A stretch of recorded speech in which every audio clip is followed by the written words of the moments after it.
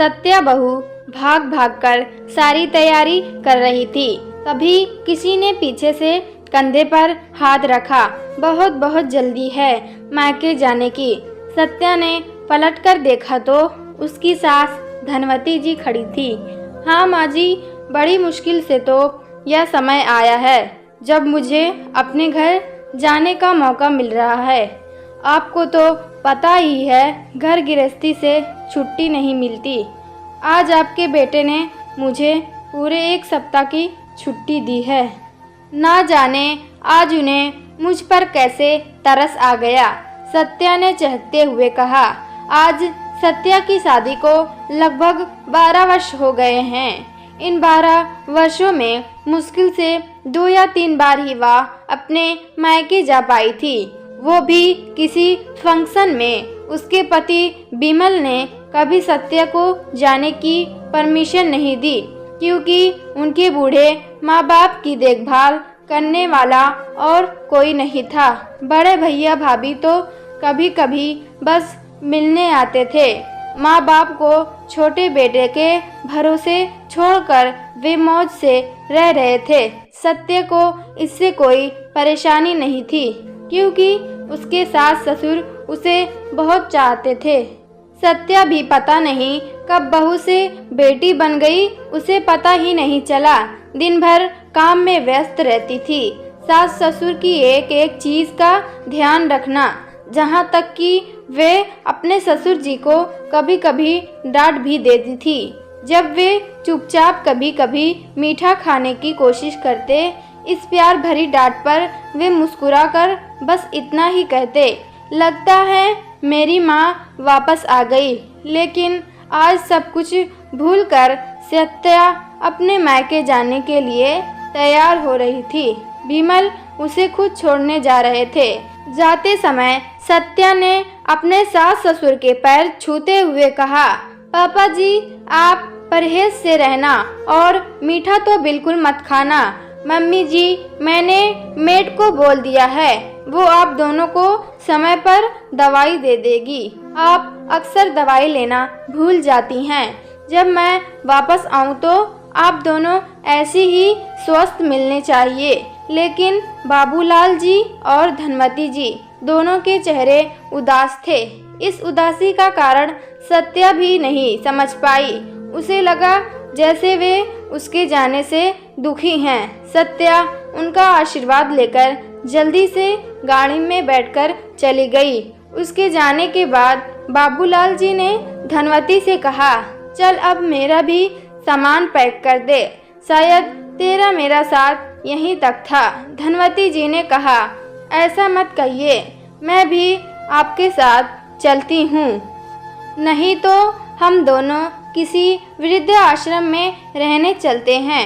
बाबूलाल जी ने अपने दर्द को संभालते हुए कहा, नहीं धनवती, तू भी यहाँ नहीं रहेगी तो सत्या परेशान हो जाएगी।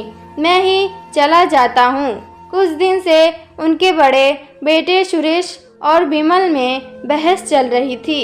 बिमल चाहता था कि माँ बाप की जिम्मेदारी वे भी उठाए, लेकिन सुरेश नहीं मान रहा था। तभी दोनों मिलकर समझौता किया कि पापा को सुरेश रख लेगा और माँ को बिमल। लेकिन सत्या के रहते ये संभव नहीं था, इसलिए बिमल ने बहाने से सत्या को उसके मायके भेजा था। अगले ही दिन सुरेश अपने पिता को लेने आ गया। धनवती जी का रो रो कर बुरा हाल था। दुखी मन से बाबूलाल जी सुरेश के साथ चले गए। धनवती जी को लगने लगा जैसे उनकी जिंदगी का मकसद खत्म हो गया है। वे चुपचाप अपना कमरा बंद करके बैठी रहती थी, न खाने की सुध न दवाई की। उधर यही हाल बाबूलाल जी का भी था। एक दिन विमल ने सत्या को फोन किया, सत्या मम्मी की तबीयत ठीक है, तुम जल्दी से आ जाओ, उन्हें अस्पताल में एडमिट किया है। सत्या जल्दी से अस्पताल पहुंची। माँ जी, क्या हो गया आपको? डॉक्टर साहब, ये तो अच्छी भली थी, इन्होंने खाना पानी छोड़ दिया था, जहाँ तक कि दवाई भी नहीं ली है। करीब 3 दिन से कुछ नहीं खाया है। डॉक्टर की बात सुनकर सत्या माँ जी की ओर देखकर बोली, क्या हुआ माँ जी, ये सब क्या है? कोई बात हुई है? मुझे बताइए। बस बेटी तू कब बहू से बेटी बन गई पता नहीं चला। तूने हमारा बहुत ध्यान रखा है।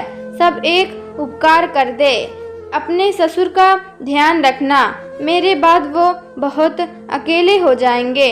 मैं उनकी जिम्मेदार तुझे सौंपकर जाना चाहती हूँ, इसलिए जिंदा हूँ। सत्या इससे पहले कुछ समझ पाती, धनवती जी की गर्दन एक और लुढ़की गई। सत्या और विमल जब माँ को लेकर घर पहुँचे तो देखा बाबूजी सुरेश की गाड़ी से उतर रहे थे। सत्या वह सब समझ गई। उसने गुस्से से अपने पति विमल को देखा और बोली, जो पाप आपने किया है उसका प्रायश्चित तो मैं भी नहीं कर सकती। इतना बड़ा धोखा मुझ पे और अपने माता पिता से इतनी नफरत। हे भगवान, अब हमें कौन बचाएगा? माँ का तो आपने दिल दुखाया है, उसका प्रायश्चित करने के लिए आपको न जाने कितने जन्म लेने होंगे। विमल बस फूट फूट कर रो रहा था। मुझे क्या पता था ये सब हो जाएगा। इधर बाबूलाल जी गुमसुम से बैठे थे। वो ना रो रहे थे ना किसी से बात कर रहे थे। सत्या ने जाकर उन्हें संभाला तो वो बोले, बेटी मेरा आशीर्वाद हमेशा तेरे साथ रहेगा। बस अब मैं जी नहीं पाऊंगा। ये कहकर वे सत्या की गोद में लुढ़क गए। सत्या ने उन्हें उठाने की कोशिश की, लेकिन बाबूजी जा चुके थे। दोस्तों, अगर आप हमारे चैनल पर नए हैं तो लाइक करें, सब्सक्राइब करें।